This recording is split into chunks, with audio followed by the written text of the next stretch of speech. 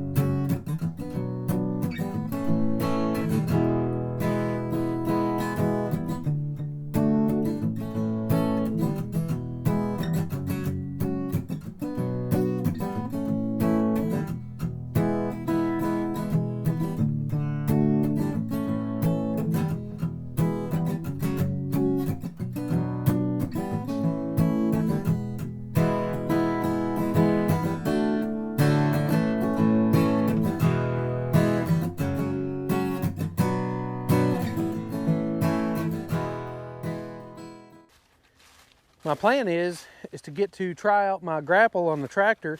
We just added that third function kit to the M6060, and I haven't put my grapple on and tried that out yet. So I'm gonna get all this brush piled up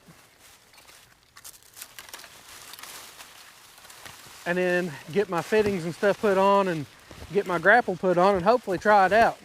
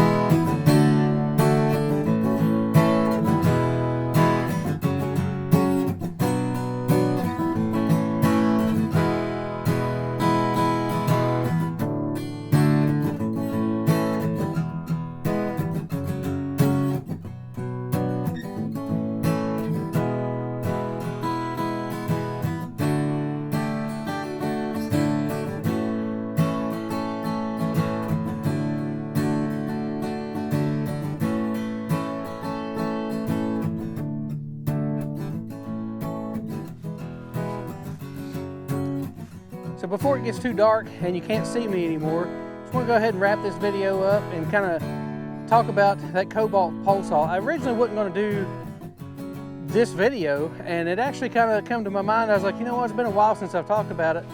So This is going to be I believe I've had this saw for 3 years, maybe a little bit more than that. And you know, I'll just kind of do it a 3-year review on this saw and just kind of tell you my thoughts about it. As you can see, I've got a pretty good pile of brush started back here. It's actually almost as tall as I am, and you know, it's piling up pretty good. And I have to say, I couldn't be more impressed with the amount of cuts and the amount of work you get out of a battery on this saw. I actually did a video back, it probably was a couple years ago, and I did that video on, it's kind of, I call it a torture test, because every tree limb that I was cutting with it almost was up to capacity of the bar, like an 8-inch bar on there. And I was cutting through limbs like that and just running it constant through a full battery and seeing how well it would hold up. Well, it'd run through a full charge. It cut more cuts than I could have even, you know, hoped for. And I've used it to cut limbs on multiple other trees. I actually had some pine trees out here that had hundreds of limbs on them, and so impressed with the number of limbs and how much work you can get cut. So in a situation like this, I've actually been out here about 45 minutes, and I'm able to cut a bunch of limbs and then start, you know, dragging them out and piling them up over here, and then go back and cut some more. And you really get enough work out of it to where that if you've got, say, even 2 batteries, you know, like I'm still on 1 battery right now, but if it wasn't getting dark on me, then I would be able to take this battery whenever it dies, take it in, put it on the charger, and I can get 45 minutes or an hour or maybe even longer than that, you know, of cutting all these limbs and cleaning them up. And by the time I need another battery, then it'll be fully charged. So there's pretty much no downtime, you know, in that situation.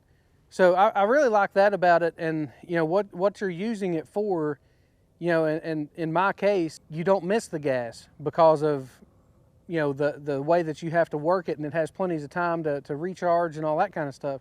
Now, as far as problems or anything like that, I've not had any issues with mine at all. I've heard some people having issues with the trigger on them, but I haven't had the first hint of that. And like I say, I've had mine, I believe, right about 3 years now.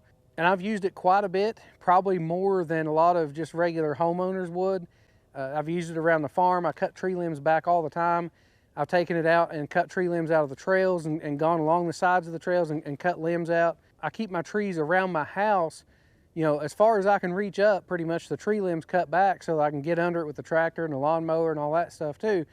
It gets quite a bit of use, and I've had piles and piles of tree limbs and brush that I have cut with this time and time again, and that thing just keeps right on cutting, and I don't have any complaints with it. Actually, I do have one little complaint. If there's one thing that I was going to complain about, it's the fact that it seems like that it grabs and jerks a little bit.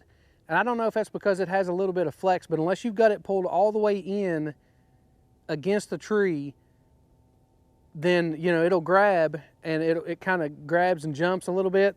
And you can't always have it all the way in against whatever you're cutting. And if you try to upcut with it, for whatever reason, it just kicks it out. Like, you can't hold it against the edge of the tool and like start cutting up with it. You pretty much always have to cut down. I don't know why that is exactly. Maybe it's the angle that's on the head on it or something, that it just doesn't allow for that. I know with a chainsaw, you can upcut with those, no problem. But for whatever reason, this thing, you can't hold it solid enough to get it in there and come up with your cut. It always just grabs and kicks it out. And I've tried everything to do that. And sometimes it makes it difficult if you've got a limb that's got pressure on it the wrong way and you have to come up from the bottom to keep it from pinching the bar. That's probably the only 2 things that I can complain about with it. You know, again, I'm really happy with it. Had no problems. I don't plan on upgrading or doing anything different until this one tears up. So hopefully that'll be a while and I don't have to spend money on that. I actually didn't mean to make this a review video on this pole saw, but then I thought, you know what, it's been a long time since I've messed with it. I've had a lot of use on it. I have a real world, long-term review basically on this of my experience with it. So I just wanted to share that with everybody. I hope it helps out. If you enjoyed today's video, make sure to hit that thumbs up button, follow along with us for all the things we got going on around the property, and we'll see you on the next one.